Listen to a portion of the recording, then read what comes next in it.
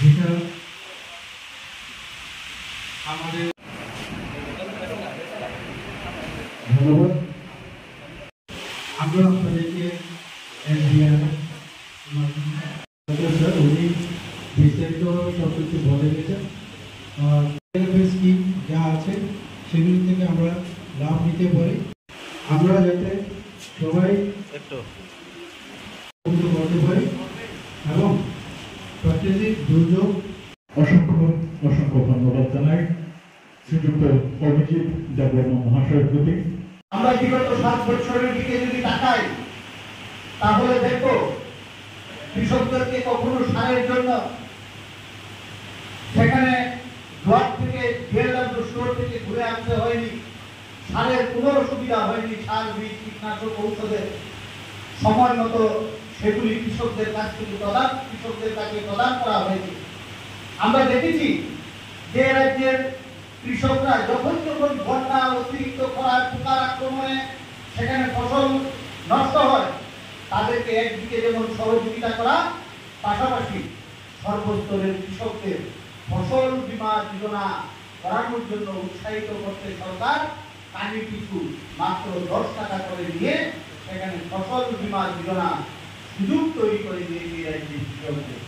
ফলত কি হয়েছে, আজকে আমরা দেখি সময় মতো সার, বীজ, কীটনাশক, ঔষধ পাওয়ার কারণে আজকে ভারতবর্ষের কেন্দ্রীয় সরকার এবং সরকারের প্রধানমন্ত্রী নরেন্দ্র মোদীজির যে লক্ষ্য এদেশের সর্বশেষ কৃষকদের আয় দ্বিগুণ করা, সেই দ্বিগুণ হওয়ার পথে প্রতিনিয়ত আমাদের রাজ্যের কৃষকরাও গোটা ভারতবর্ষের কৃষকদের সঙ্গে তাল মিলিয়ে সেখানে তাদের আয় বৃদ্ধি হয়ে চলেছে। আমরা দেখেছি সার, বীজ, কীটনাশক, ঔষধ সময় মতো পাওয়ায় সেখানে ফসল ভালো হচ্ছে। আগে ছিল দেওয়া হতো, বলতে দ্বিধাবোধ নেই। যখন আমরা দেখতাম ধান লাগিয়ে মানুষ প্রায় ধান সেখানে প্রায় বড় হয়ে গেছে, তখন ধানের বীজ দেওয়া হতো। আলুর সিজন শেষ, তখন আলু দেওয়া হতো। আমরা দেখতাম সময় মতো সার, বীজ, কীটনাশক, ঔষধ বিএলডব্লিউ স্টোর থেকে প্রদান করা সম্ভব হতো না। সেগুলি নিয়ে দুর্নীতি হয়েছে, দলবাজি হয়েছে, যে কারণে ক্ষতিগ্রস্ত হয়েছে আমাদের রাজ্যের কৃষকরা।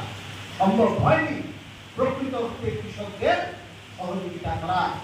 আজকে আমরা দেখেছি যে আজকে সরকার আন্তরিকতার সঙ্গে, ডক্টর মানিক শাহ মহোদয়ের সরকার আন্তরিকতার সঙ্গে কৃষকদের প্রতিনিয়ত সেই জিনিসগুলি সেখানে প্রেরণ করা হচ্ছে। আজকে আমরা দেখি কৃষকদের প্রতিটি পঞ্চায়েতে ফার্মার্স ক্লাব গঠন করে 10 লক্ষ টাকার কৃষি সামগ্রী প্রদান করা হয়েছে কৃষকদের সহযোগিতার জন্য।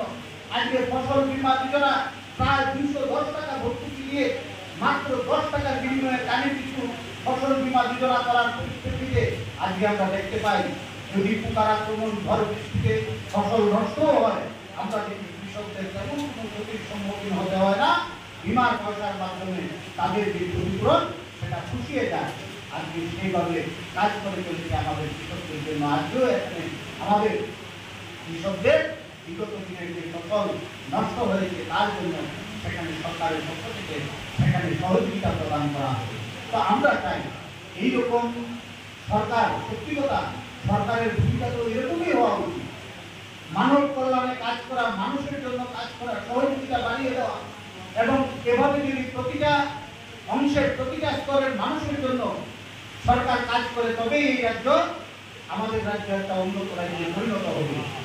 মানুষ বারবার বলার চেষ্টা করতো সরকারের কাছে, পঞ্চায়েতের কাছে, কিন্তু সেই দিন কি দেখতাম, ওই যে পার্টি অফিসগুলো তাদের সেখানে বসে বসে তাদের চিহ্নিত করা কিছু লোক যারা ক্ষতিগ্রস্ত হয়েছে তাদের বঞ্চিত করে সাদা কাগজের দরখাস্তের মাধ্যমে কিছু একটা অংশকে তাদের নিজস্ব রূপে সেখানে পাইয়ে দেওয়ার 1000-2000 বা তাই পাইয়ে দেওয়ার একটা চেষ্টা চালানো, এবং সেটাই প্রত্যেক জায়গায় সারা রাজ্যে।